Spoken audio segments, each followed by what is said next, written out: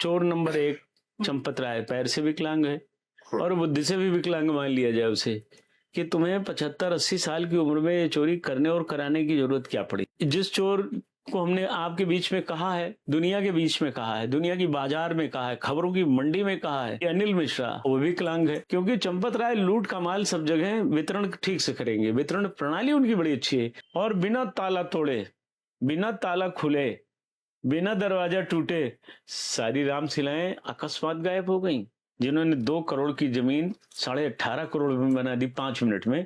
SIT गठित तो हुई थी 22 में, उसकी रिपोर्ट मांग लीजिए। और मंदिर का संपूर्ण कार्यभार भारत की सेना के जिम्मे कर दिया जाना चाहिए। लोग ये भी कहते हैं कि जैसे आप भी शामिल होना चाहते थे। नहीं, कभी नहीं। मैंने जो लगता है, मैं आपको जल लेके कह सकता हूँ, मेरे मन में ये भाव कभी आ नहीं सकते। कोई डेटा नहीं है, कोई डाटा नहीं, कोई खाता बही नहीं है। सीसी 8 महीने गायब कर दिया। सर, राम मंदिर बना तो खुशी बहुत हुई आपको। अरे भैया, इससे बड़ी मेरे जीवन की सबसे बड़ी खुशी का दिन था। लेकिन ये सब चर्चाएं जब उठती हैं राम मंदिर चलने में, यहीं आके कैसा एहसास? यहीं आकर के ऐसे लगता है कि इस दिन को देखने से पहले दुनिया से चले जाना अच्छा था। जिसने राम भक्तों पर गोली चलाई वही इस ट्रस्ट में मुखिया के रोल में बैठा हुआ है। पद्मश्री भी तो दिया गया, उसी पद्मश्री अवार्ड दिया गया। जिसने गोली चलाने का निर्देश जारी किया वो पद्मश्री अवार्ड से नवाजा गया। हमारी अपनी सरकार ने नवाजा, राम भक्तों की सरकार ने नवाजा। मतलब अभिमन्यु बनना स्वीकार है, लेकिन स्वीकार नहीं झुकेंगे, बिल्कुल नहीं झुकेंगे, पीछे नहीं हटने।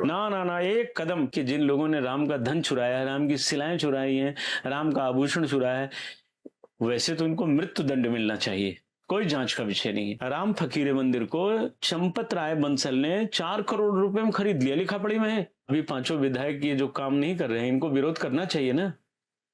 अब राम भगत हो ना 5 लोग, तो राम भगत लोग का लखत हो, बोलो। जय श्री राम। दोस्तों, साल 1992 अयोध्या का वह दौर जब राम मंदिर आंदोलन पूरे चरम पर था, और उस दौरान एक ऐसा शख्स सबके सामने उभर कर आया जिसने 16 साल की उम्र में ही राम मंदिर आंदोलन से खुद को जोड़ लिया, और उस कार सेवा के समय उनको 4 गोलियां भी लगी। बाबरी विध्वंस में एक मुख्य नाम जो था वो संतोष दुबे का था। अयोध्या के बेबाक और निडर नेता के रूप में जाने जाने वाले संतोष दुबे आज हमारे मेहमान। इन दिनों अयोध्या राम मंदिर में चढ़ावे के घोटाले को लेकर काफी मुखर हुए हैं, काफी विवादों में घिरे भी हैं और घेरे हुए भी हैं। आज उनसे बात करते हैं हम लोग। जय श्री राम। जय श्री राम। सबसे पहले तो बड़ी बेबाकी से आपने 4 लोगों का नाम जद आपने FIR कराया जी इस मामले में। और सवाल यहाँ पर ये बनता है कि आपने नाम लेकर उन्हें चोर कहा, तो किस आधार पर इतनी बड़ी बात? देखिए, आधार सत्य का आधार होता है, और हमें बताया गया है कि कोई चोर रहे तो उसको चोर ही कहना है। श्रीमान चोर महोदय नहीं कहा जा सकता है, चोर ही है कहा जाएगा। और वो चोर कोई राजा भी हो सकता है, कोई गरीब हो सकता है, कोई मिड क्लास परिवार का, मिड क्लास फैमिली का, माने मध्यवर्गीय परिवारों का भी हो, परंतु है तो वो चोर, मूल रूप से वो चोर है। तो चोर को चोर कहना ये सामाजिक न्याय होगा उसके साथ। तो मैंने आध्यात्मिक मामले में चोरी करने वाले उस चोर को आध्यात्मिक रूप से चोर कहा है, और चोर को श्रीमान जी चोर, मैं दिग्विजय सिंह तो हूं नहीं कि आधार होता है ना कि हाँ इन्होंने ये किया। हाँ, आधार है, इसी आधार पर उसको हमने चोर कहा, लिखा पढ़ी में दिया है ना। तो जय प्रभु कीन शेर ते दूना, उनके भवन नभई का सुना। जिन्होंने किलो से 2 किलो बना दिया और 3.5 किलो से 70 किलो पर पहुंचा दिया, उनके लिए 2 कुंटल बनाना कितना आसान है, वो तो कर ही देंगे। तो जिस प्रभु ने हमको ये ओज भरा है हमारे अंदर, सच बोलो, तो उसी ने ये भी दिया होगा स्वाभाविक रूप से कि ये चारों चोर हैं, तो इनको चोर ही कहना है। और मैं जानता हूँ ये चारों चोर हैं। वो ट्रस्ट 15 मेंबर्स, उसमें 15 सदस्य। तो आपने 4 ही के ऊपर आरोप क्यों लगाए? नहीं, और लोग ठीक है ना, ये 3 ही है उसमें, उस ट्रस्ट में 2 ही बल्कि हैं। अच्छा, 2 ही है। हाँ, तो वो ट्रस्ट जो है विकलांग ट्रस्ट है। आपको आश्चर्य हुआ ना? पर मेरा कटु सत्य बोलना, मैं दुर्वासा का वंशधर हूं, भृगुवंशी हूँ, परशुराम का वंशधर हूँ, जानकी का बेटा हूँ, राम का पुत्र हूँ, तो मुझे सच कहना चाहिए। हम इसी बात पे तो फेमस है। हाँ, कहना चाहिए, सच बोलना चाहिए। हम्म, ये विकलांगों का ट्रस्ट है। हुआ ना आश्चर्य? प्रश्न भी कर लीजिए कि कैसे। तो इसका उत्तर यह है कि चोर नंबर 1 चंपत राय पैर से विकलांग है और बुद्धि से भी विकलांग मान लिया जाए उसे, कि तुम्हें 75-80 साल की उम्र में ये चोरी करने और कराने की जरूरत क्या पड़ी? तुम्हारे आगे पीछे कुछ नहीं है, पर सबसे सातिर आदमी आप हो, मास्टरमाइंड हो, राम की सिलाएं बेचने वाले। पुराने साथी भी तो रहे आपके। हाँ, मुकदमे में दुर्भाग्य से बाबरी ध्वंस में रहे, उसमें भी इन पर आरोप रहा है कि आप राम जी की दान पेटिका, दान पात्र लेकर भाग गए थे। सही वहां भी ये आरोप रहा। है। हाँ, आप मेरे पास कागज है, मैं प्रमाणिक नहीं बोल रहा हूँ। सीबीआई ने यही लिखा है, मेरे ऊपर सीबीआई ने लिखा है, आप श्री संतोष दुबे, आपने अपने हजारों साथियों के साथ तलवारों, गैती, सब्बल, घन, तलवार और त्रिशूल और रस्सों के साथ बाबरी मस्जिद पर हमला करके उसको 5 घंटे में ढा दिया। सीबीआई ने अपने डॉक्यूमेंट, मेरे पास कागज है, ऐसे नहीं बोल रहा हूँ। चार्जशीट में यही है। आप एक नक्सलाइट मानसिकता के व्यक्ति हैं, इन शब्दों का प्रयोग हुआ है मेरे लिए। और चंपत राय के लिए अब तो मैंने बता दिया, इनके लिए ये हुआ है। सबके रोल हैं उसमें, हम आपको चार्जशीट देंगे, पढ़िएगा। अकेले मेरे पास चार्जशीट है, किसी के पास कुछ नहीं है, क्योंकि बिना आप कुछ जाने बोलेंगे तो फंस जाएंगे। इसलिए सच बोलना है, और सच पढ़ने से आएगा अथवा भगवत कृपा से आता है। मेरे बातों का अर्थ अन्यथा न लीजिएगा। नृत्य गोपाल दास जी, जो इस ट्रस्ट के अध्यक्ष हैं, बुजुर्ग हैं, हमारे जिले के स्वनाम धन्य संत हैं और इस देश के बड़े संत में से एक है। जो 100-200 बड़े संत हैं उनमें से एक है। किसी महामंडलेश्वर की उपाधि की जरूरत नहीं है, वो सक्षम व्यक्ति हैं, वंदनीय व्यक्ति हैं, पूजनीय व्यक्ति हैं। हम भी उनका चरण स्पर्श करते हैं, वो मुझे बहुत मानते हैं। हमारे साथ आरोपी रहे, सह आरोपी रहे हमारे, वो भी, लेकिन वो चल नहीं पाते हैं। 90 वर्ष की अवस्था में उनको विकलांग हो गया है शरीर। अब वो मन बुद्धि वो काम नहीं करती, अस्थिर चित्त हैं। तो जो पथभ्रांत पथिक हो उसे आप मार्ग का निरीक्षक बना खड़ा कर दीजिए। वो खुद ही भटका हुआ है, आपको क्या रास्ता बताएगा? माने आज के शब्दों में, किसी व्यक्ति को चौराहे की जानकारी न हो और उसको आप ट्रैफिक पुलिस या ट्रैफिक का निरीक्षक, इंस्पेक्टर बना खड़ा कर दीजिए। जो से खुद पता नहीं तो वो क्या आपको रास्ता बताएगा? एक्सीडेंट करा देगा। तो जब कोई व्यक्ति आयु की सीमा से ऊपर चला जाए तो उसके ऊपर कोई ऐसी जिम्मेवारी थोपी नहीं जानी चाहिए। इस तरह से वासुदेवानंद नकली शंकराचार्य जी हैं, उनको सुप्रीम कोर्ट ने कहा कि दोबारा शंकराचार्य मत लिख रहा, तुम फराड आदमी हो, जेल भेज दूंगा। वासुदेवानंद। अब इलाहाबाद में कौन सी पीठ है? आदि शंकराचार्य भगवान ने, वंदनीय शंकराचार्य जी ने 4 पीठ बनाई थी। अब प्रयागराज तो कोई पीठ नहीं थी। उस पीठ के सबसे महत्वपूर्ण अंश का नाम है ज्योतिर्मठ, जिस पर स्वामी जगत गुरु शंकराचार्य स्वरूपानंद जी थे। बाबरी ध्वंस कराने में मेरा पूरा सहयोग उन्होंने किया था। उन्हीं के उत्तराधिकारी जगत गुरु शंकराचार्य स्वामी अभिमुक्तेश्वरानंद जी। आप देख लीजिए बहादुरी, निर्भयता की भरी आग, चलते हैं वो दिन रात, दिखाई देता है ना बहादुरी, मदमस्ती है। तो वो ज्योतिर्मठ, ज्योतिर्मने आप समझे रहे हैं, तो वैसे मठ का व्यक्ति वैसा होना चाहिए। सो है वो, डरते नहीं है, निर्भीक है। तो ये जिस क्वालिटी के लोग जो जहां होते हैं वहां प्रायः लोगों में ज्ञान बढ़ता है, निर्भयता आती है। तो नृत्य गोपाल दास जी उस श्रेणी के व्यक्ति, लेकिन फर्जी शंकराचार्य उसमें, वो भी विकलांग है।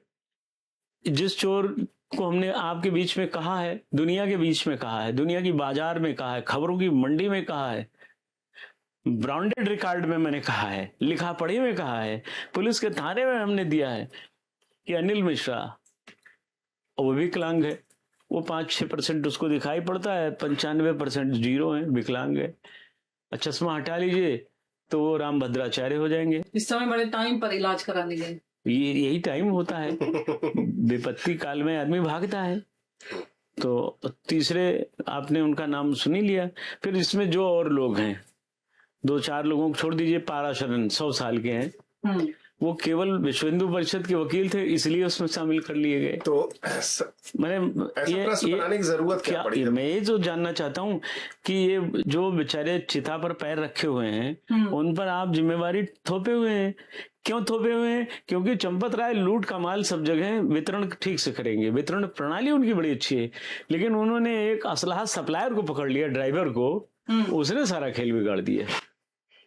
मेरे पुलिस इंस्पेक्टर साथी मिलने जुलने वाले हैं, उन्होंने मुझे फोन करके कहा, ये संतोष भैया आपको याद होगा, ये कट्टा बेचता था बिहार से ला करके, ये टिन्नू यादव को बताया, ये तो पिस्तौल बेचता था, आप जानने, हमने कहा मुझे सब याद है, मैं इतना कुछ जानता हूँ, जो पुलिस रिगार्ड से ज्यादा मैं इसको जानता हूँ, ये क्या क्या करता था, और जो जो धंधे हैं सब पता है, और आज ये करोड़पति और अरबपति है ये भी जानता हूँ।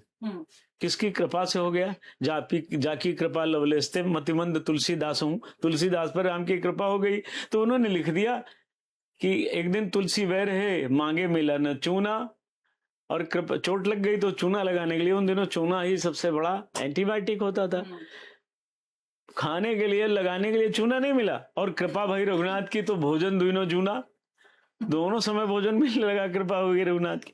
ये राम की कृपा ही है कि कबीर कहते हैं कि मैंने कभी विद्यालय नहीं देखा है, हाँ, वही कबीर कहते हैं कि मैंने विद्यालय नहीं देखा है, मस कागज छुए नहीं, कलम गयो नहीं हाथ, लेकिन कबीर पर जब राम की कृपा होती है तो कहते हैं सब धरती कागज करूं, लेखन सब बन रहा है। समझिएगा, चिंतन करिएगा, सब धरती कागज करूं, लेखन सब बन रहा है, सातों समुद्र की मसी करूं, मैंने स्याही बना दूं, पर फिर भी हरि गुण लिखा न जाए। एक कृपा किसकी है? भगवान की। वाल्मीकि रत्नाकर डाकू की हैसियत से देवर्षि नारद जी को लूटने पहुंच जाते हैं, और कृपा हो जाती है हरि की।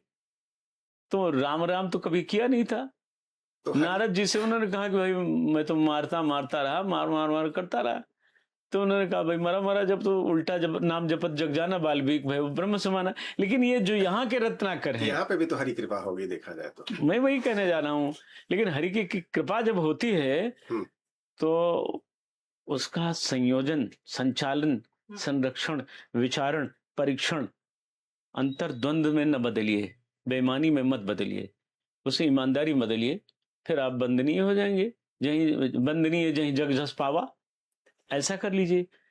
पर ये चोर है तो चोर का स्वभाव, चोरी चली जाएगी पर हेरा फेरी भी चली जाएगी क्या? ऐसा तो नहीं सकता। अच्छा, आपने 200 करोड़ की हेरा फेरी का इल्जाम लगाया, ये मैंने, तो ये आंकड़े कहाँ से मिल गए आपको? मैं आपको इसलिए आंकड़ा बता रहा हूँ, ये मैं तो छोटा आंकड़ा बता रहा हूँ, छोटा 200 आंकड़ा करोड़ कम है, इससे भी ज्यादा है।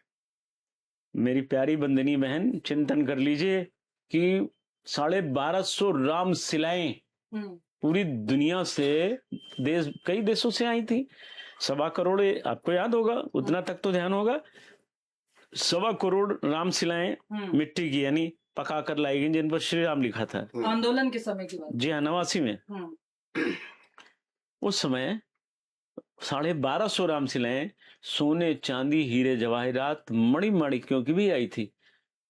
उनमें से 5-6 शिलाएं ऐसी थी जिनसे कोहिनूर हीरे से भी अधिक उनका महत्व था उस समय। ऐसा, उनमें से एक शिला हीरे की थी, लगभग 3.5-4 किलो की रही होगी। आप समझ रहे हैं मैं क्या कह रहा हूँ? मैं डिस्टर्ब नहीं हूँ, पागल नहीं हूँ, मैंने देखा था आंख से।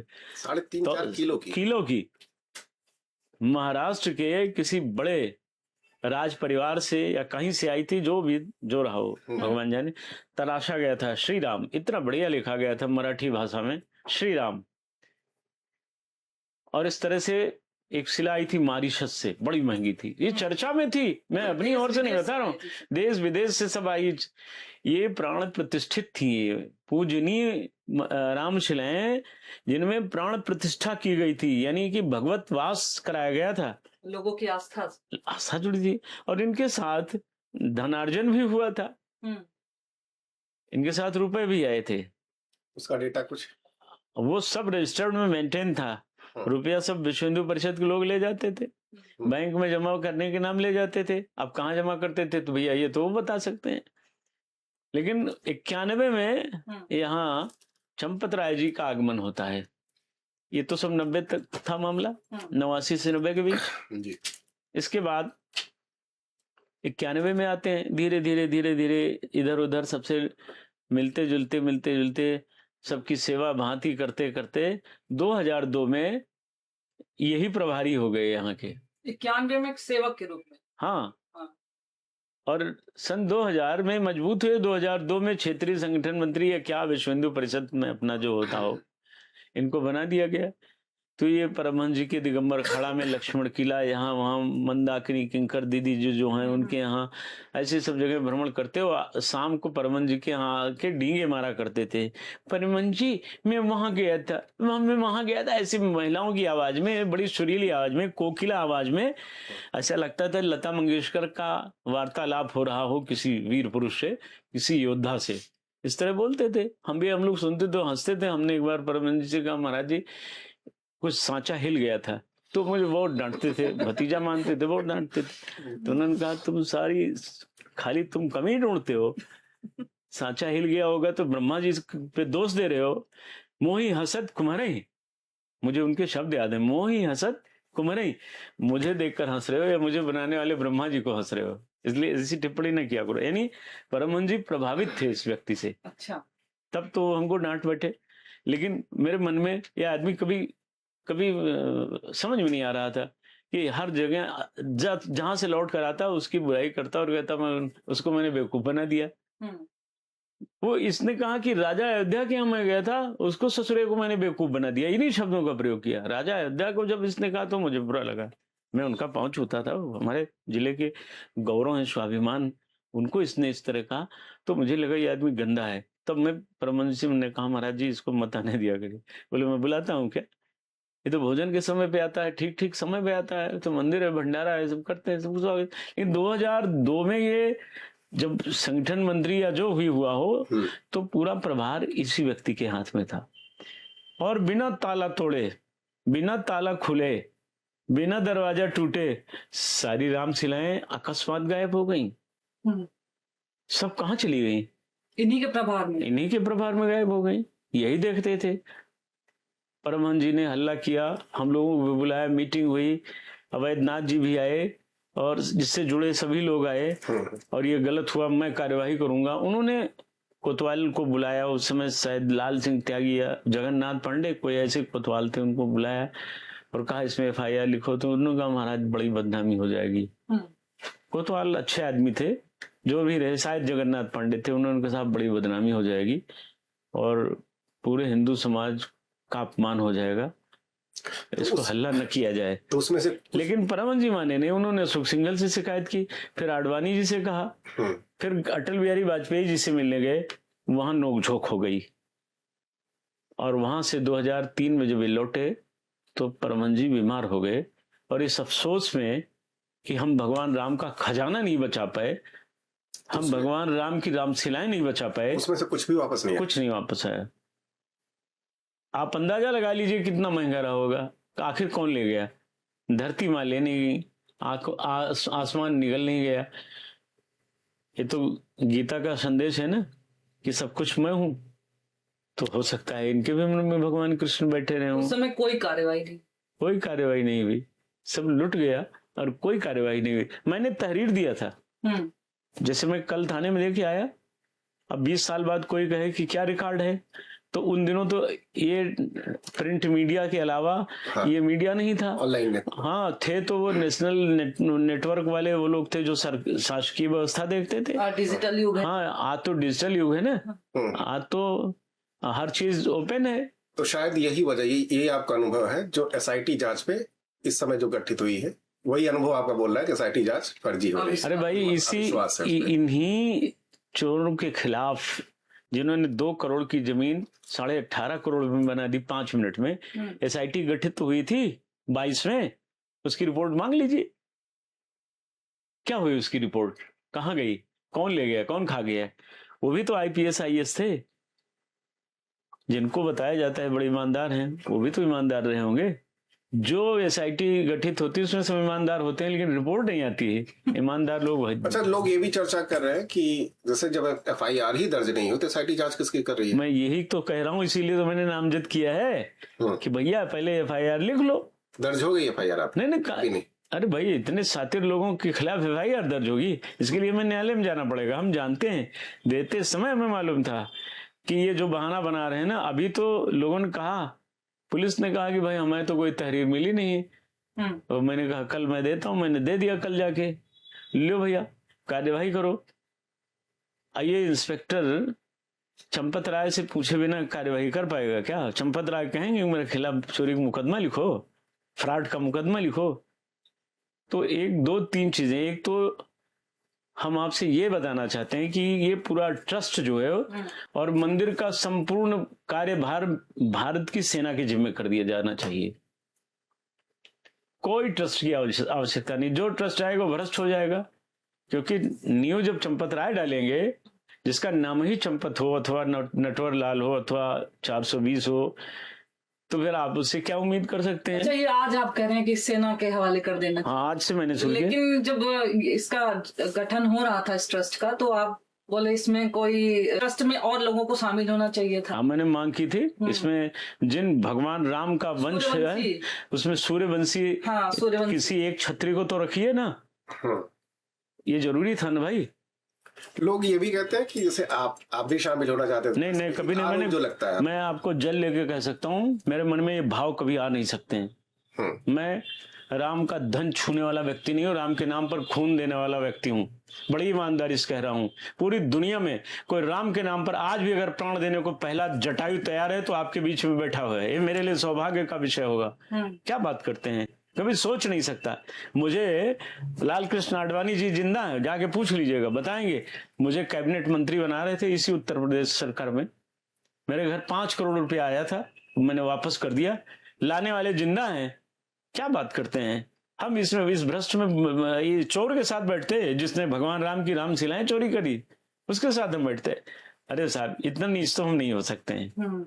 हम बहुत अच्छे तो नहीं है, लेकिन इतने बुरे नहीं हो सकते हैं। एक कल्पना मेरे मन में आ नहीं सकती। हम अपने पूर्वजों को मुंह दिखाने लायक सदैव बने रहे हैं, इसलिए ऐसे घटिया स्तर के आदमी के साथ हम नहीं बैठ सकते। ये सन 89 से ये कोल्ड वार आप में और चंपत राय में चल रहा है। नहीं, वार नहीं चला, उसकी क्या हैसियत है वार चलेगा?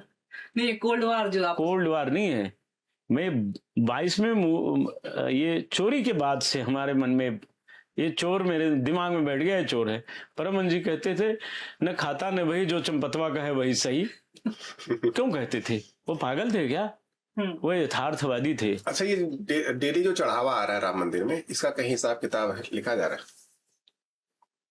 उसी पर बहस कर रहे हैं, उसी चोरी पर बहस कर रहे हैं आप। कोई डेटा नहीं है, कोई डाटा नहीं, कोई खाता वही नहीं है। सीसी 8 महीने गायब कर दिया ना भाई। ले आओ, आप मांग लो।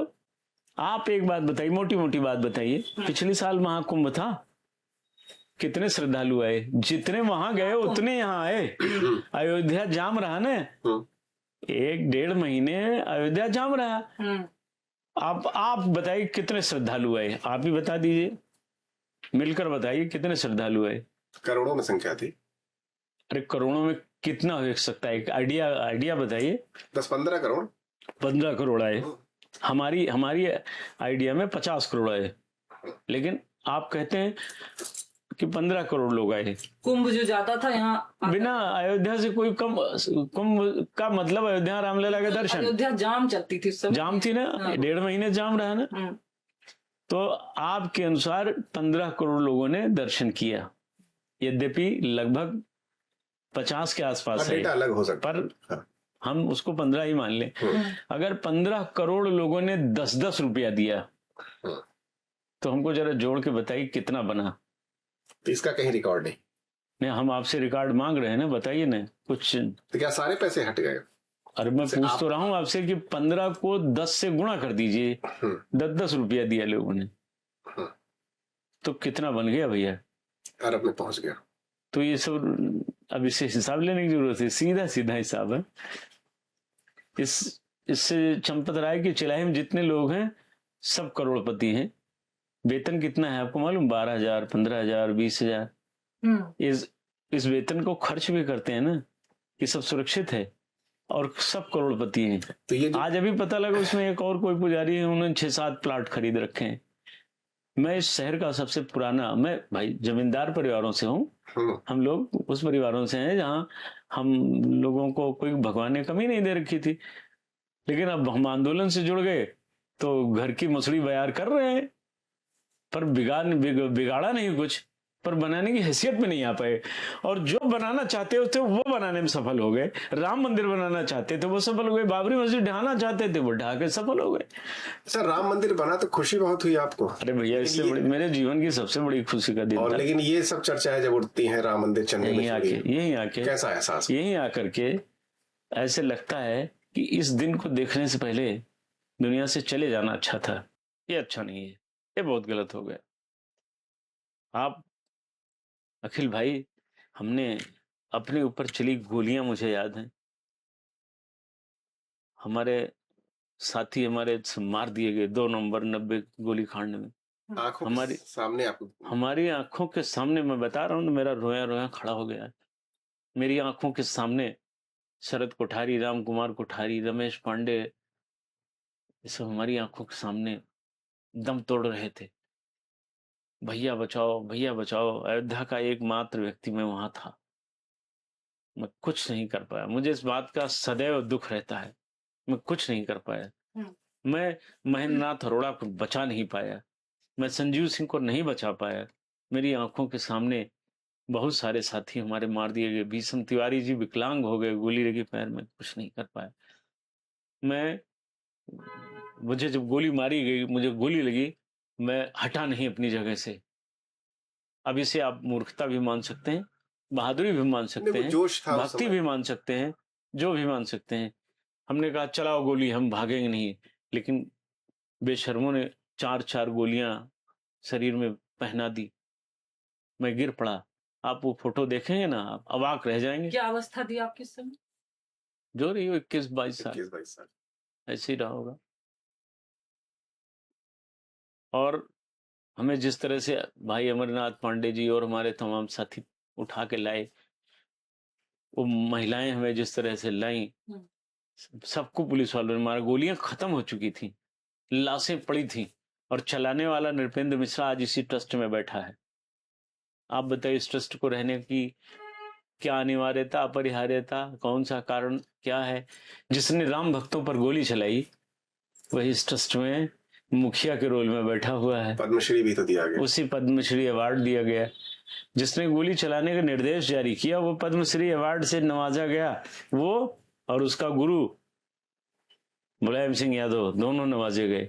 हमारी अपनी सरकार ने नवाजा, राम भक्तों की सरकार ने नवाजा, गौ माता के बेटे ने ये सम्मान दिया।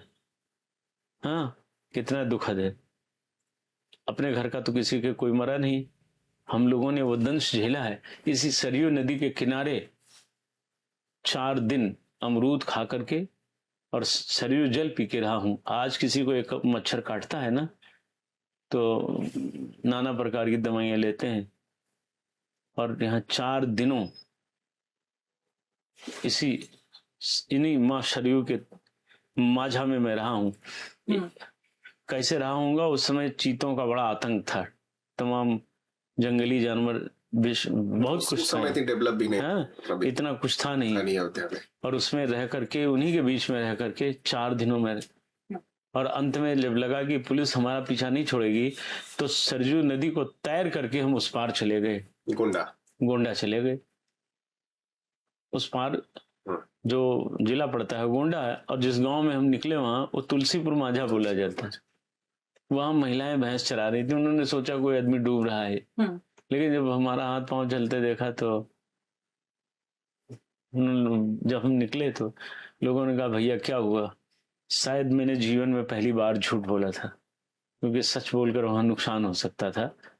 तो मैंने कहा जिस नाव से हम आ रहे थे वो नाव डूब गई, और मैं ही बचा हूं अकेले, 2-3 और लोग थे डूब गए, लेकिन परिस्थिति बस झूठ बोलना पड़ा था। वो अवसर, इस संघर्ष को जब याद करते हैं ना, और अपने साथियों को बलिदान को, उनका बलिदान याद करते हैं ना, और आज की ये चोरी जब आती है, तो बहुत पीड़ा होती है।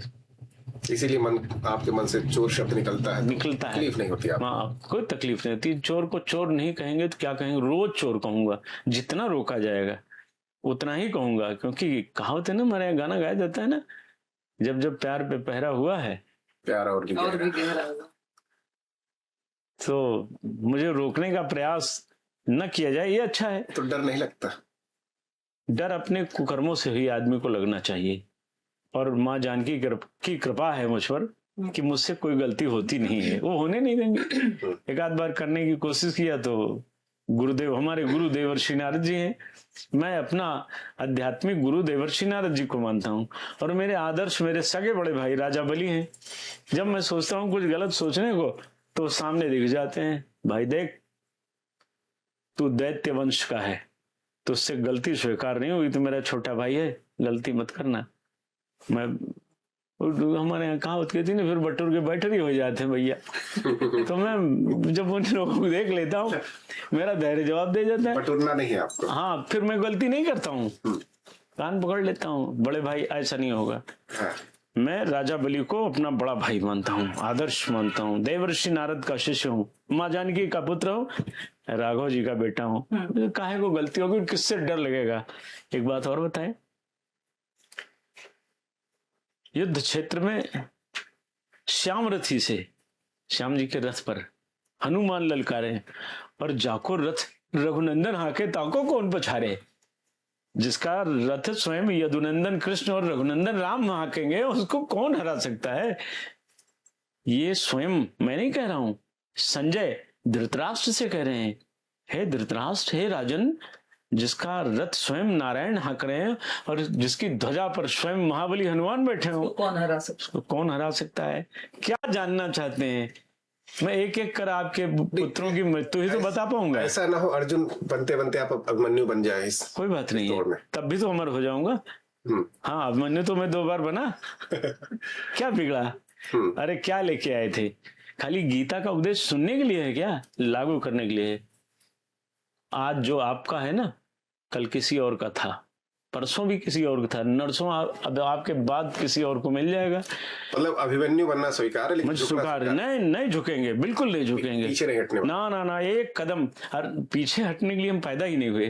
तो मांग क्या है फिर आपकी? हमारी यही मांग है कि जिन लोगों ने राम का धन चुराया है, राम की शिलाएं चुराई हैं, राम का आभूषण चुराया है, वैसे तो उनको मृत्यु दंड मिलना चाहिए, कोई जांच का विषय नहीं है। तो कैसे फिर होगी जब आप लेकिन SIT पे भरोसा नहीं कर रहे हैं, तो भरोसा किसके ऊपर है?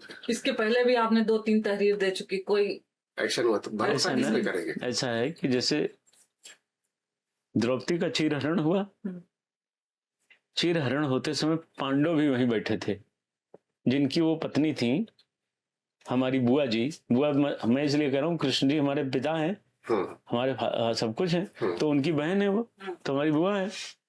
तो जब उनका वहां चीरहरण हो रहा था तो 5 पति 100 कायर बैठे, ताप बिच खेचत सारी, दुखरो द्वारिका नाथ।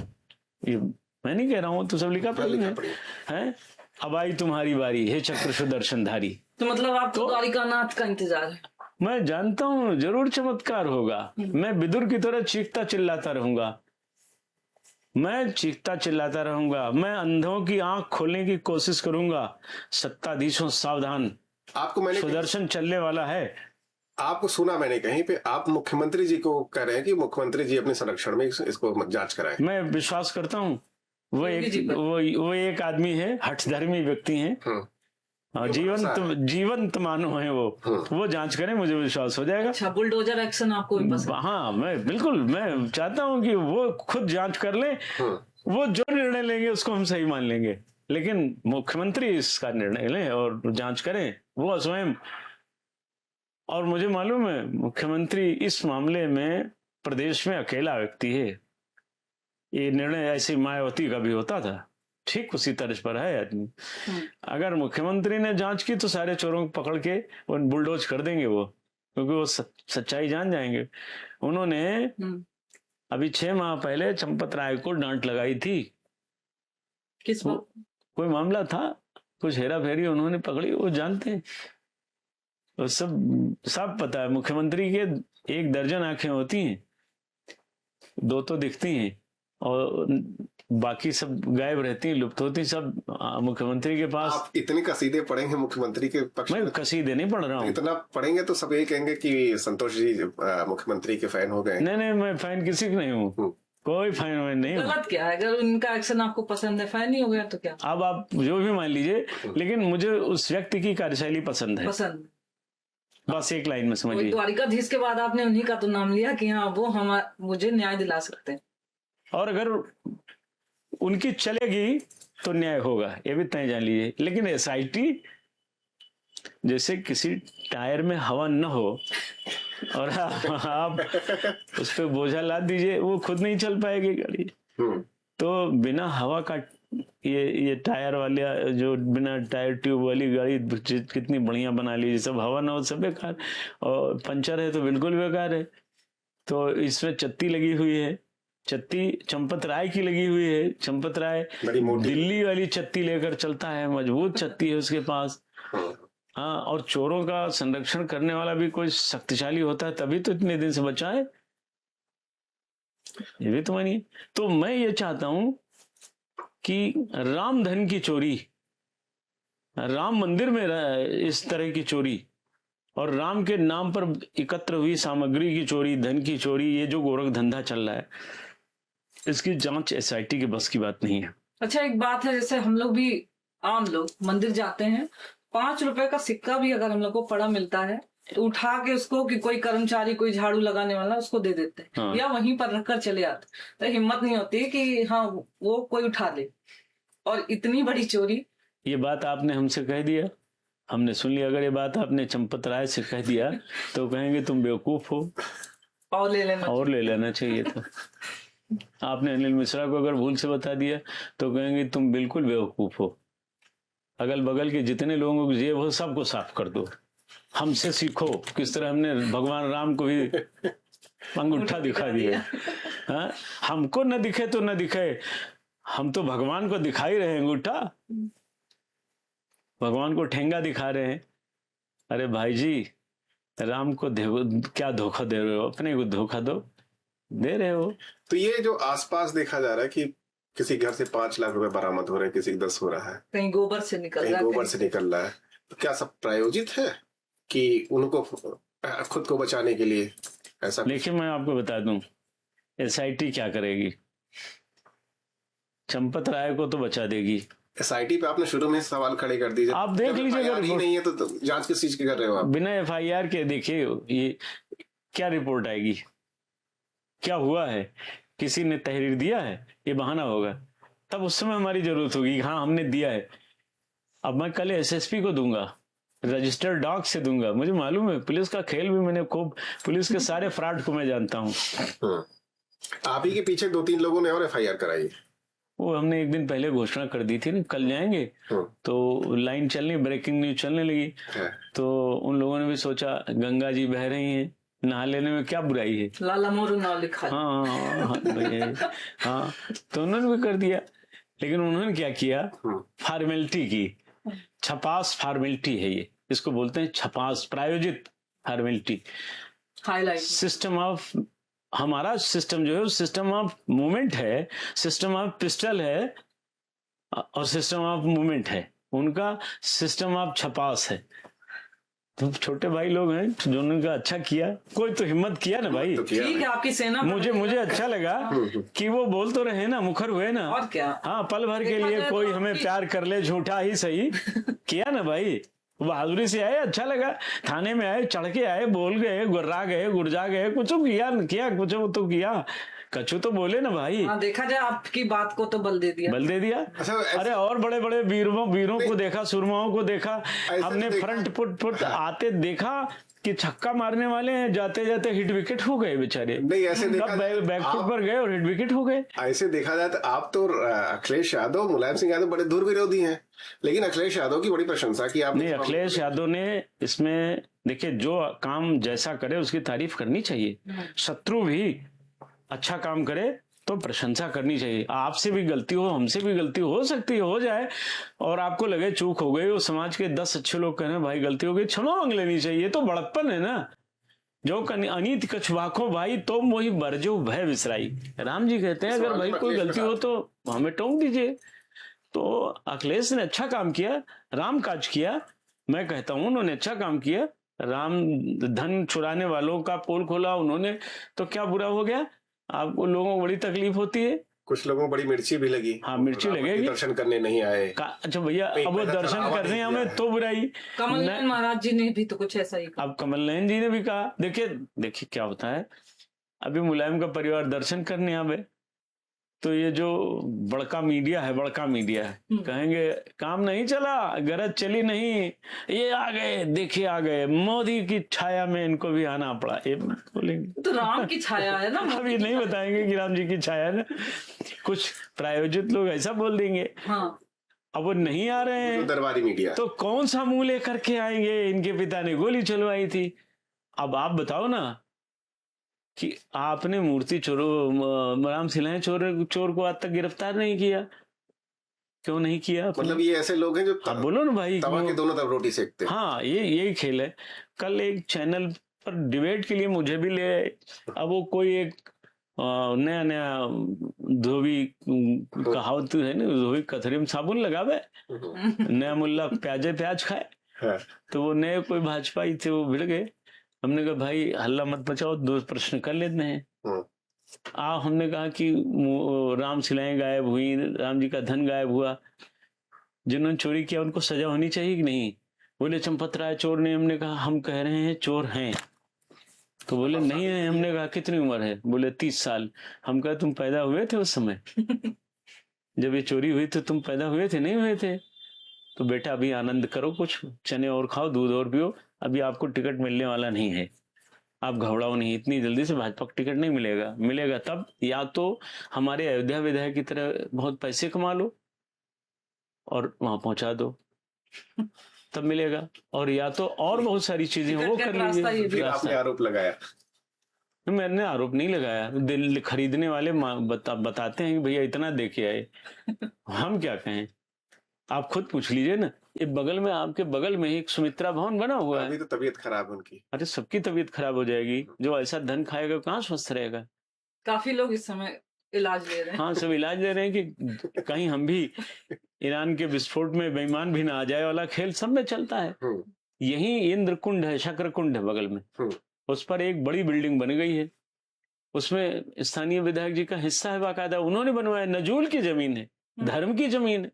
पीछे ITI जिसमें बनी है वो योगिनी कुंड है, उस पर भाजपा का एक नेता, गला घोटू नेता है, वो बोलता है पाए पाए बोलता है, उसने पूरा 40 बिस्वा जमीन सब हथिया ली, घर बनवा लिया अपना। क्या बात करते हैं? कौन कौन हमने उसको उदाहरण 10 तो बताया। हमने कहा राम मनोहर मिश्रा यहाँ ADM थे, उन्होंने बेचा है। नजूल फ्री होल्ड उनके लिए खुल गया, बेच दिया उन्होंने, 10 लाख रुपए घूस पागे उन्होंने बेच दिए। मैं तो ऑन कैमरा कह रहा हूँ ना, इस बेईमान लोग हैं। राम फकीरे मंदिर का भी विवाद, मैं वही बताने चल रहा था, आपने बड़े बड़े मौके पर छीन लिया मेरे मुंह से। राम फकीरे मंदिर को चंपत राय बंसल ने 4 करोड़ रुपए में खरीद लिया, लिखा पढ़ी में है। मैं कागज दूंगा आपको, मेरा प्रमाण कभी नहीं बोलता हूं, मैं कागज दूंगा। मैं और जगत गुरु शंकराचार्य स्वामी अभिमुक्तेश्वरानंद जी ने मुकदमा किया। बाबू रणजीत लाल वर्मा जी हमारे वकील थे। ये कब की बात है? 2020 में ये मुकदमा किया गया। 19 से 20 के बीच का मामला था, कोरोना काल चल रहा था। मुकदमा चल ही रहा था, सब कुछ ठीक कर लिया इन लोगों ने, और रात के अंधेरे में मंदिर तोड़ दिया गया। और वो मंदिर कैसा है? ऐतिहासिक मंदिर, CFPA केली कुंज, माने राम फकीरे मंदिर, कालांतरित नाम है ये। किसी समय उस मंदिर का नाम ये था, बाद में सुविधा के लिए लोगों ने उसका नाम रख दिया राम फकीरे मंदिर। जब राम जी फकीर बनकर अयोध्या से जा रहे थे तो वलकल वस्त्र माँ कैकेयी ने वहीं दिया था उनको। अच्छा। तो उसका नाम था राम फकीरे मंदिर। किस जगह पे? राम जन्मभूमि के ठीक सामने। अच्छा। और रात के अंधेरे में 20 पोकलैंड मशीनें लगा करके, डंफर लगा करके, JCB लगा करके पूरा मंदिर ध्वस्त करके सारी मूर्तियां चोरी कर ली गई। हम लोग कहते रहे चलो भाई जो हो गया हो गया, अब मूर्तियां तो दे दो, सब गायब हो गई। हमने जानकारी लिया तो पता लगा मूर्ति सब चंपत राय ने चंपत कर दी। आप समझ लीजिए। हो सकता है मूर्तियों के शौकीन हो रखने के लिए हो, शौक होगा उनको। अच्छा भाई आप शोकेस में सजाते हैं, शोकेस में सजाते हो, अच्छी बात है, सजाएं, दिखाएं तो पब्लिक के बीच में रहे ना कि भगवान राम इस रूप में गए थे, देख तो लें लोग। हैं? इस तरह से अयोध्या के तमाम मंदिरों को इन्होंने खरीदा तोड़ खत्म कर दिया। परिक्रमा पथ पर देखिए तमाम मंदिर टूट गए। कुछ अच्छे भी करना चाहिए ना। और चौक में एक खजूर वाली मस्जिद है, उसके लिए सड़क टेढ़ी कर दी गई, उसका एक ईंटा नहीं उखाड़ पाए, एक ईंटा नहीं उखाड़ पाए। तो इस ट्रस्ट की भ्रष्टता, धृष्टता, दुष्टता, अब इसको आप तीनों सामने देख सकते हैं। यही नहीं किया कि राम जी का धन नहीं बचा, राम जी का कोष नहीं बचा, राम जी का जेवर नहीं बचा, आभूषण नहीं बचा, वस्त्र नहीं बचेगा, खड़ाऊ नहीं बचेगा, राम जी के नाम को बेचते रहेंगे ये लोग, चोरी करते रहेंगे। राम जी का श्राप ही तो लगा जो लोकसभा हार गए थे। बिल्कुल लगेगा। अभी पांचों विधायक ये जो काम नहीं कर रहे हैं, इनको विरोध करना चाहिए ना। अब राम भगत हो ना पांचों लोग, तो राम भगत लोग का लखत हो, बोलो। गिराओ ना ये विकेट। ये लंकेश्वर कब मरेगा? हर साल तो हमारे भाई लंकापति रावण को आप जलाते हो, पर ये डंकापति जो डंका बजा के चोरी कर रहे हैं, इनको कब जलाओगे, कब निपटाओगे? और नहीं निपटाओगे, नहीं विरोध करोगे तो 27 का चुनाव और आप भी निपट जाएंगे। टुन्नू यादव, राम शंकर यादव, हाँ, जो सबसे बड़ा चेहरा आ रहा है इस मामले में, हाँ, मीडिया में जो शातिर चेहरा, हाँ, उसके बारे में जो कहा जाता है कि 22,000 पे नौकरी करता, पहले ड्राइवर था वो, पहले 3,000 में करता था। मैं आपका पूरा कर दूं शब्द, परमहंस जी के यहाँ जब ड्राइवर था तो 3,000 में करता था। उसमें राजू आ गया तो ये कारसेवकपुरम चला गया, कारसेवकपुरम का निर्माण हो रहा था उसी समय, तो महेश नारायण सिंह का ड्राइवर हो गया। इस तरह ये बड़े बड़े लोगों को ड्राइवर रहा। कुछ दिन विनय कटियार की भी गाड़ी चलाया। बड़े काम इसीलिए कर पा रहा है। हाँ, बड़े लोगों, बड़ा दिमाग। हाँ, तो हर जगह, और इतनी सफाई दे रहा है, देख रहे हैं ना, वो हर आधे घंटे पे बदल रहा है। अच्छा, देखिए अनपढ़ आदमी जब बयान देता है तो पकड़ जाता है, अच्छा झूठ तो पकड़ा जाएगा ना भैया। अच्छा, किसी झूठ बोलने वाले को 10 दिन बाद वही बात फिर रिपीट कर दीजिए, फंस जाएगा। उसने तो एक वीडियो में ये भी कहा कि जो कैश का लेन देन था वो बड़े भैया करते थे, अनिल मिश्रा की तरफ। ये चंपत राय के इशारे बोला होगा, वो चंपत राय ने कहा होगा कि यार उनके जिम्मे लगाओ, हमारे जिम्मे काहे लगा रहे हो, गर्दन निकाल, अपनी हमारी गर्दन बचा दो। तो इसलिए इसने कह दिया होगा, लेकिन अगले क्षण भूल गया होगा, क्योंकि झूठ बोलना है। हाँ, ये उपजाई माया है, सिखाई बुद्धि और उपजाई माया, ये कहाँ चलेगी? सत्य सत्य होता है, असत्य असत्य होता है। अच्छा भैया, हम लोग तो ऐसे समाज में टहलते रहते हैं। अब इस समय मैं देख रहा हूँ कि इसी राम मंदिर चढ़ावे के लेके दान को अब इसको जातीय रंग दिया जा रहा है। हाँ, कुछ ब्राह्मण जो पत्रकार अपने उसको कहते हैं वो ब्राह्मणों की तरफ से लिख रहे हैं, कुछ यदुवंशी जो खुद को कहते हैं वो यादवों की तरफ से लिख रहे हैं, और उनका कहना है कि टुन्नू मिश्रा को सिर्फ फंसाया जा रहा है यादव सरनेम होने की वजह से। टुन्नू यादव को, सॉरी, कहीं ऐसा तो नहीं यादव होने का खामियाजा भुगत रहे हैं। ये देखिए, ये जो शब्दावली, ये हेडलाइन प्रिंट मीडिया की, देखिए जो प्रिंट मीडिया में, अब प्रिंट मीडिया जब थक गई है, बूढ़ी हो गई है, जाने को है, चिता पर लेट गई है, तब उसमें यादव जी लोग आ गए हैं।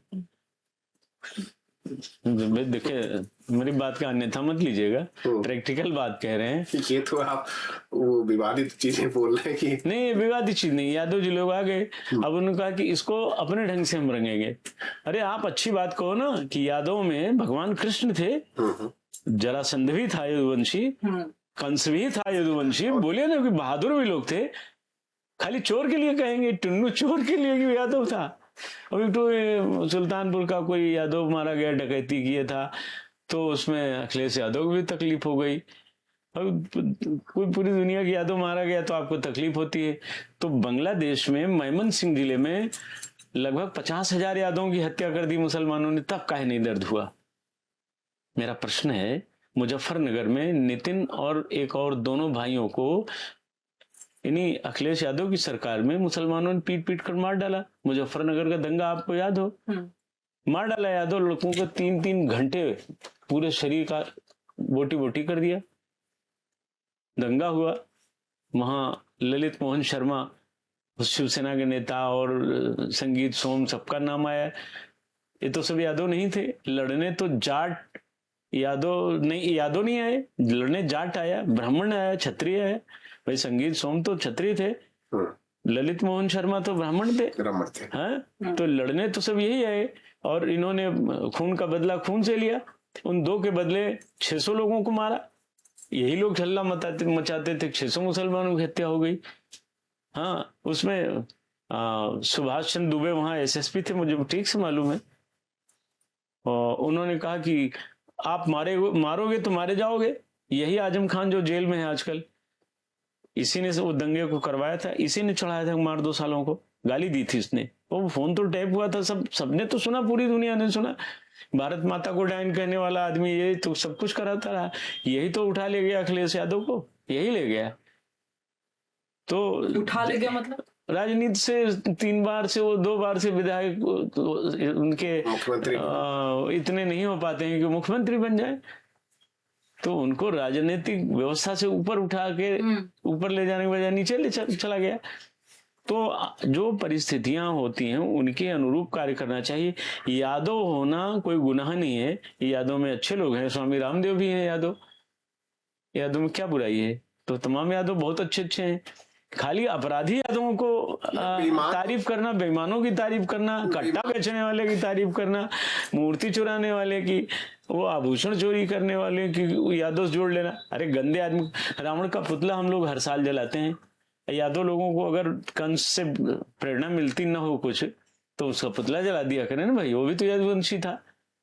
तो ये जो जाति पाति का गेम होता है ना, आपको तो सब पता है, 80% यादव पहले भी कम्युनिस्ट के साथ थे। हिंदूवादी विचारधारा कभी नहीं रहती थी इनमें, तो कम्युनिस्ट के साथ थे। फिर कम्युनिस्ट टूटी तब समाजवाद आ गया।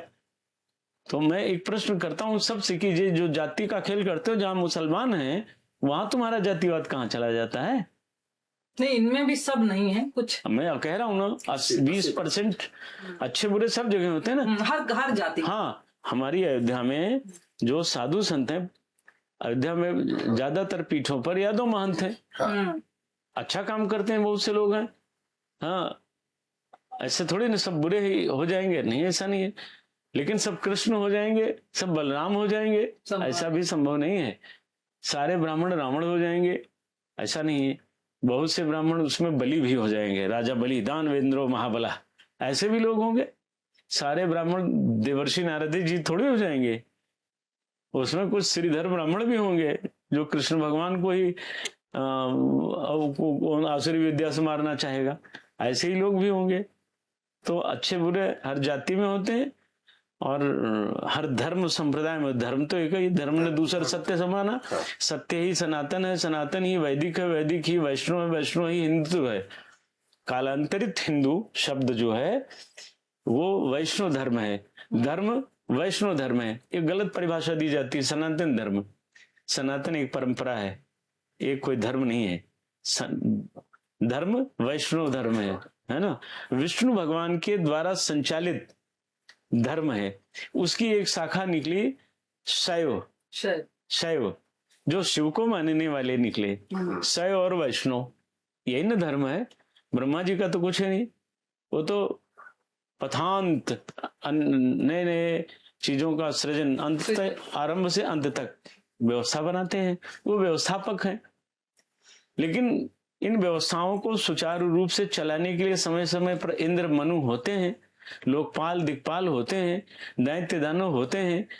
इंसान और दानव मानव सब रहेंगे, और हैं सभी एक ही माता पिता की संतान है। ब्रह्मा जी के मरीचि से कश्यप से 16 पत्नियां थी, अदिति, मनु, दनु। हम लोग टुन्नी यादव से बहुत आध्यात्मिक चले गए सब नहीं, इसलिए मैं बता रहा हूँ, जान लीजिए। आपके माध्यम से बहुत से लोग जो नहीं जानते हैं वो जान लें। तो सर्प, बिच्छू, पक्षी, नाग, पर्वत, पहाड़, वृक्ष, मानव, दानव सब भाई हैं, मौसेरे भाई हैं। कौन अलग है? भागवत महापुराण पढ़िए ना भाई, कश्यप ऋषि के ही सब वंशधर हैं, सब उसी।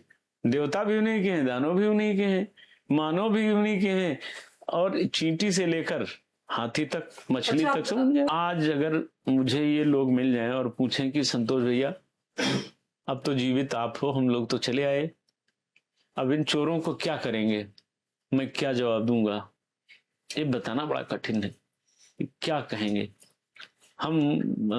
भाई निरंकार मिश्रा को, राजेंद्र धरिकार को, शरद कुमार और राम कुमार को, कोठारी बंधुओं को, रमेश पांडे जी को, वासुदेव गुप्ता को हम क्या बता पाएंगे कि हम अयोध्या की इस धरोहर को बचा नहीं पाए। हम और हमारे हिंदू समाज के ट्रस्टी लोगों ने ही इसमें चोरी कर ली, राम जी का धन चोरी कर लिया। अरे हम तो साहब चोर, हम क्या बताने लायक रह ही नहीं जाएंगे। जो कर्म हो रहा है अयोध्या के अंदर, इस कर्म को हम उन कारसेवकों को बताएंगे, स्वर्गीय हुतात्माओं को हम क्या बताएंगे कि हमने चोरी की है, हमने राम जी की शिलाएं चोरी कर ली, हम इतने नीचे गिर गए, हम इतने गलीच हैं, हम इतने गंदे लोग हैं। हम क्या बताएंगे अरोड़ा जी को कि हमने राम जी का जेवर चोरी कर लिया है। कितनी पीड़ा होती है, उस पीड़ा का वर्णन कैसे किया जाए।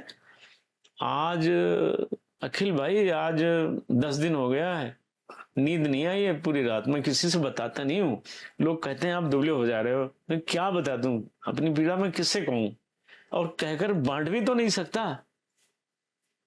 मैं अगर सावित्री पाठक मुझसे कहे कि भैया मैं तो चली आई, मैं तो स्वर्ग आ गई, भाई मैंने तो राम काज किया था, प्रभु ने बुला लिया, मैं तो यमराज के यहाँ गई नहीं, मैं तो स्वर्ग आई, तू क्या कर रहा है वहां, इन चोरों से अयोध्या को बचा नहीं पाया, क्या कहूंगा। ये प्रश्न उठेगा जरूर। परमहंस जी अगर मिल जाए और कहे मेरे भतीजे तूने क्या किया, तू तो सबसे बहादुर मेरा भक्त था, बच्चा था, चेला था, शिष्य था, तो मैं क्या बताऊंगा कि गुरु जी मैं बड़ी बहादुरी से, बड़ी बेबाकी से आवाज उठा रहा हूं, मेरी सुनी नहीं जा रही, ये कहकर तो हमें छुट्टी नहीं मिलेगी, कतई नहीं मिल सकती है। हम इस देश के लोगों से भावुक निवेदन करना चाहेंगे कि इस देश के लोग खड़े हों और शहीद कारसेवकों की आत्मा की पुकार को समझें, अन्यथा आने वाली पीढ़ियां इसे भूलेंगे नहीं और जवाब मांगेंगी, तो इस पीढ़ी को जवाब देते नहीं बनेगा। कुछ 4 चोरों के कारण पूरा हिंदू समाज, पूरा सनातन धर्म, वैदिक धर्म, वैष्णव धर्म अपमानित हो रहा है, अयोध्या अपमानित हो रही है। अयोध्या के लोगों को अपने सम्मान के लिए सरकार की एसआईटी का विश्वास नहीं करना चाहिए, राम की कसौटी पर विश्वास रखना चाहिए, खड़े होना चाहिए। और ये ज्वाला धीरे धीरे शांत हो जा रही है, कायर हो गई हमारी आने वाली नस्ल, ये लड़ने से भागने लगी है। इस फेसबुकी आंदोलन करने वाली हमारी नौजवान पीढ़ी जो कहती हमने लिख दिया, अरे आप वेद व्यास हो, तुलसीदास हो, क्या आपने लिख दिया सब पढ़ेंगे? अरे कुछ कर्म करके दिखाओ। बाबा के भभूत के सहारे संतान नहीं पैदा होती है, कुछ कर्म भी करने होते हैं, कुछ विधाएं होती हैं, कुछ कलाएं होती हैं, उन्हें भी करना होता है। आज तो ये पीड़ा का अवसर है कि हम राम जी का मंदिर नहीं बचा पा रहे हैं। इनसे तो अच्छे मुगल थे, इनसे तो अच्छे अंग्रेज थे, जिन्होंने कम से कम दान पात्र में चोरी नहीं किया। ये तो दान पात्र में चोरी कर रहे हैं साहब। हम क्या मुंह दिखाने लायक बचे? अयोध्या में इतने साधु हैं, इतने मंडलेश्वर, महामंडलेश्वर, झंडलेश्वर, बंडलेश्वर हैं, क्यों नहीं बोलते? आपने तो राम के लिए घर छोड़ा, परिवार छोड़ा, पत्नी छोड़ा, बीवी छोड़ा, बच्चे छोड़े, माया छोड़ी, माया मोह छोड़ा, माया नगरी छोड़ी, फिर उससे बड़ी माया में फंस गए, कायर हो गए आप।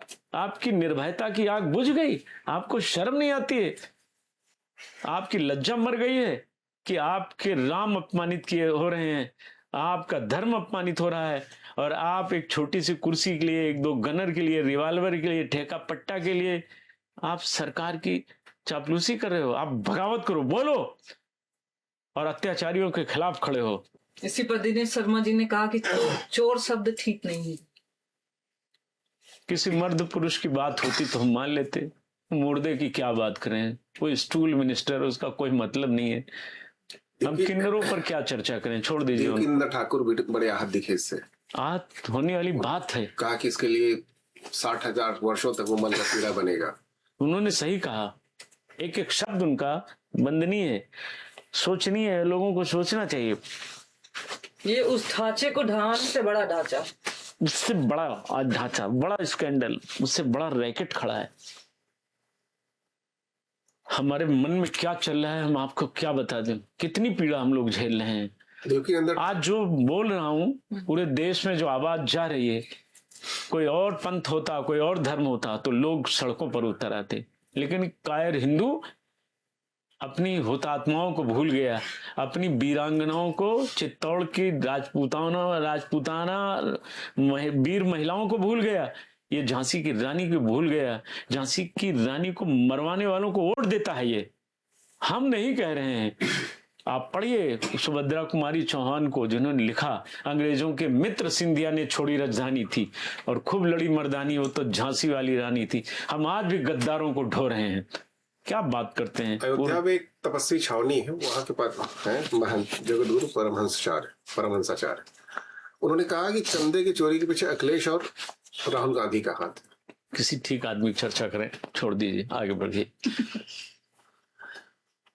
आप जिन लोगों को धर्म की ध्वजा उठाकर चलने का अवसर मिला है, वो अधर्म की बातें करते हैं, अच्छा नहीं लगता है। सच बोलना चाहिए। चापलूसी करिए, अच्छी बात है, आपको फायदा मिलेगा, लेकिन ये चापलूसी राम की कीजिए तो मीरा बन जाओगे, आप तुलसीदास बन जाओगे। और अगर मानो की चापलूसी बनोगे करोगे तो अयोध्या में उसी वाल्मीकि रामायण में लिखा है कि महंत को क्या मिला था, महंत को मरने के बाद स्वान की योनि मिली थी। तो अयोध्या में एक कहावत है, परमहंस जी कहते थे कि महंत जब मरते हैं तो कुत्ता बनते हैं। मैं नहीं कह रहा हूँ, रामायण में लिखी बातें। तो आप उस पथ पर बैठ करके भगवान का भजन कीजिए। अगर आपसे अच्छा न बन पड़े तो मौन हो जाइए, ना बोलिए। और ऐसा न बोलिए कि जीते जी कुत्ता बन जाइए। अरे मरने के बाद बनिए, कोई जानेगा नहीं, और जीते जी बन जाएंगे तो अच्छा नहीं। अधर्म हो रहा हो तो बोलिए, मौन मत रहिए। अन्याय के खिलाफ मैं नहीं कह रहा हूं, दिनकर जी ने लिखा एक लाइन ना, हाँ, अन्याय सहकर बैठ रहना ये महादुष्कर्म है, न्यायार्थ अपने बंधु को भी दंड देना धर्म है। और इसी कारण तो महाभारत हुआ। तो जो मुद्दा इस समय अयोध्या में चल रहा है, इसी ऐसे ही मिलता जुलता मुद्दा मथुरा में भी दिनेश फलाहारी जी ने उठाया हुआ। बिल्कुल उन्होंने अपने खून से मुख्यमंत्री योगी आदित्यनाथ को पत्र लिखा है, इसकी सीबीआई जांच कराई जाए, वहां पे मध्य चढ़ाव में चोरी की जा रही है। सही कहा उन्होंने, बिल्कुल हो रही होगी। जब अयोध्या में हो रही है तो मथुरा में क्यों नहीं होगा। दोनों मौसेरा भाई का रिश्ता है, वही तो है, वही राम वही कृष्ण है। तो जो राम जी के यहाँ चोर हैं वही कृष्ण जी के यहाँ चोर है। और तो कृष्ण, और जब चोरों का रिश्ता जाएगा नहीं, कहाँ जाएगा। अच्छा, जब राम जी तो मर्यादा पुरुषोत्तम थे और कृष्ण जी तो लीला पुरुषोत्तम थे, पूरा जीवन उन्होंने चोरी तो किया, माखन चोर लेकर सब जगह उन्होंने चोरी। सेना के अध्यक्ष के तौर पे आपकी आगे की रणनीतियां क्या है। मथुरा बाकी मैं गया तो मैं देख आया हूँ और बताया हूँ भगवान काले राम से। मैंने उनसे कह दिया कि प्रभु अभी हमको आप 25 साल बढ़िया जीवन दे दीजिए, स्वस्थ कर दीजिए, आपको भी मुक्त। हम क्या कराएंगे, अपन तेज समारोह आप ही सब करेंगे, हम तो कुछ करेंगे नहीं, पर मौका दे दीजिए। अयोध्या में मुक्त हो जाने के लिए 5,000 लोगों को तैयार किया था, आपके यहाँ के लिए हमको 5 लाख की जरूरत पड़ेगी। व्यवस्था दीजिए, करना सब काम। हम लोगों को लेबर तो हम आपके हैं, हम तो राम गुलाम है ही है ना, हम तो कार सेवक है ही हैं, करेंगे, पर समय दे दीजिए। 5 लाख लोगों को बटोर लें, और जो चीजें तलवारों से जाती हैं अखिल भाई, वापस भी तलवारों से ही आती हैं। कार सेवक संतोष दुबे आने वाली युवा पीढ़ी को लिए क्या संदेश उनके मन में है, क्या कहना चाहेंगे। कायरता का परित्याग कर दें, धरातल पर उतरें, हनुमान जी की उपासना करें, सत्य बोलें, आचरण में, नित्यता में, निजता में भगवत भजन, भगवत आराधन और ईमानदारी लावें, पारदर्शिता पूर्वक जीवन जिए और अन्याय के खिलाफ उठ खड़े हों। अगर अन्याय के खिलाफ आप मौन हैं, इसका मतलब आप कायर हैं, बुज़दिल हैं, डरपोक हैं। अपना डीएनए चेक कराया जाए। अगर अन्याय के खिलाफ आप नहीं बोले तो डीएनए चेक करा लेना चाहिए, गलती कहां से हुई। ओरिजिनल व्यक्ति बोलेगा, बोलेगा तो सिंहासन भी डोलेगा। यही ओरिजिनल होने की पहचान होती है। जो भरा नहीं है भावों से बहती, जिसमें रसधार नहीं, वो हृदय नहीं, वो पत्थर है। जिसको स्वदेश से प्यार नहीं। तो अपने सोशल मीडिया पे तो बहुत दिख रहा स्वदेश का प्यार। सोशल मीडिया का प्यार है, धरातल का प्यार नहीं है। व्यूज बढ़ाता। हाँ, और प्यार किसी से हो ही जाए तो जीवन के आखिरी सांस तक कृष्ण भगवान की तरह निर्वाह करना सीख जाएं हमारे नौजवान, तो अपने आप मीरा की तरह सीख जाएं कि जाके प्रिय न राम वैदेही। आज का तो प्रेम वासनात्मक हो गया ना। साधनात्मक प्रेम हो जाए तो कामनात्मक और वासनात्मक शब्द डिलीट हो जाएगा। और जहां साधना पहुंच जाती है ना, पीछे पीछे सब कुछ पहुंच जाता है, सब ठीक हो जाता है। मर्यादाएं अपने आप संरक्षित हो जाती हैं, सृजनता में शक्ति आ जाती है। दौर्बल्य जो आ गया, इस शब्दों में भी लोग नहीं बोल पाते हैं कि चोर अयोध्या में चोरी करता है और अयोध्या में बड़े बड़े साधु बैठे, इतनी बड़ी बड़ी जटाएं कि जमीन में लटकती हैं। हमने ऐसे ऐसे साधुओं को देखा अयोध्या में कि वो उनकी जटाएं 6-6, 7-7 फीट की हैं, लेकिन दिल बंदर से भी कम है। डिफेंडर वालों को भी देखा। अरे भाई, अरे आप ये जटा किस लिए रखे हो? इससे बड़ी जटा और बहुत लोगों के पास थी, क्या बना लिया? इससे छोटी जटा त्रिजटा की थी और माता सीता के साथ अडिग होकर खड़ी रही है। तुमसे तो अच्छे जटायु थे, तुम मानवों से अच्छे, साधुओं सन्यासियों से अच्छे, गृहस्थों से अच्छे, विरक्तों से अच्छे काका जटायु थे ना। इसी तरह तो हरण हुआ था। भगवान ने यही तो प्रश्न किया कि बाली, तेरी राज से ही, तेरी राज की सीमा से ही मेरी धर्मपरायणा पत्नी को रावण हरण करके ले जा रहा था। रावण की हिम्मत थी कि तुम्हारी इच्छा के विपरीत ले जा सकता था। क्या किया तुमने? इसलिए मैंने तुम्हें दंड दिया है। ताई बधे कछ पाप न हुई, तू पापी इसलिए तुझे मैंने मारा है, कोई गुनाह नहीं किया है। तो जब राजा अपराध करने पर उतर आवे तो प्रजा को भी विद्रोह करना चाहिए। और प्रजा जब इतनी कमजोर हो जाए कि राम का धन लूट जाए और प्रजा मौन होकर कह रही है अब राम जी इंसाफ करेंगे, न्याय करेंगे, तो तुम किस लिए हो? तुम्हारे घर में चोरी होती है तो तुम थाने गिड़गिड़ाते हो, बिलबिलाते हो। मीडिया बुलाओ, पुलिस बुलाओ, 112 नंबर बुलाओ, सबको बुलाओ, नेताजी को बुलाओ, स्थानीय विधायक जी को बुलाओ, चुरवेद सब उन्हीं चेला हैं, सब बता देंगे। लेकिन राम जी के धन की चोरी हुई तो आप अपने घर में बैठे हो, राम जी करेंगे, तेरा राम जी करेंगे बेड़ा पार। ये नहीं ठीक है। आप खड़े होइए, और जब तक खड़े नहीं, ये चीजें हमें मुसलमानों से सीखनी पड़ेंगी, मुस्लिमों से सीखना पड़ेगा। मुसलमान इस मामले में बहुत अच्छे हैं। उनके धर्म पर मामला आता है वो साथ खड़े हो जाते हैं। हमारे धर्म पर मामला आएगा, फलाने जाएंगे, फलाने जाएंगे, फलाने जाएंगे। हमने तो भाजपा को वोट दिया, भाजपा जाएगी। जातियों में अब वो जातियों में तो अब तो हाय अल्लाह पाड़े में पाड़े हो गया है। अब तो ये हो गया है, एक नवा ड्रामा शुरू हो गया। यादव जी डकैत हैं तो नहीं हमारी बिरादरी के हैं, पंडित जी राजनी के किया है तो भैया बिरादरी खोए, ठाकुर साहब चोरी कर गए हैं, अरे भाई ठाकुर चोर हो ही नहीं सकत, वो तो साहेब पैदा होता है। और दलित है और उसने सेंध काट दी है तो दलित उत्पीड़न करा रहे हैं साहब। आप वो हरिजन बेचारा सेंध काटेगा?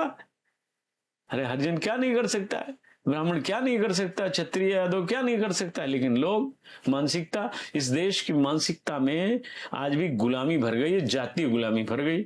इसलिए इस देश के लोग जगह जगह लतियाए जाते हैं, परेशान किए जाते हैं। जिस दिन आपका स्वाभिमान जागृत हो जाए और आप उठ खड़े हो जाएं, बहादुरी के साथ खड़े हो जाएं और ये संकल्प ले रहे हैं हम अन्याय नहीं होने देंगे। हम जिस मोहल्ले में रहते हैं 3 तरफ से मुसलमान हैं, लेकिन किसी मुसलमान की हिम्मत नहीं किसी हिंदू को या हिंदू बहन बेटी को कोई उंगली दिखा दे, क्योंकि वहां एक जागरूक व्यक्ति रहता है जिसे ओम वासुदेवाय नमः कहना आता है, जिसे ओम रामदेवाय कहना आता है, और क्रोध लगने पर ओम ठास देवाय नमः कहना भी आता है। जब ये आपके भाव होंगे तब लोग आपसे डरेंगे। जो आपके बारे में सुना और देखा उसी हिसाब से आपने बात भी की, चर्चा भी की लोगों के साथ। इसके लिए हमारे पास आए स्टूडियो में, उसके लिए बहुत बहुत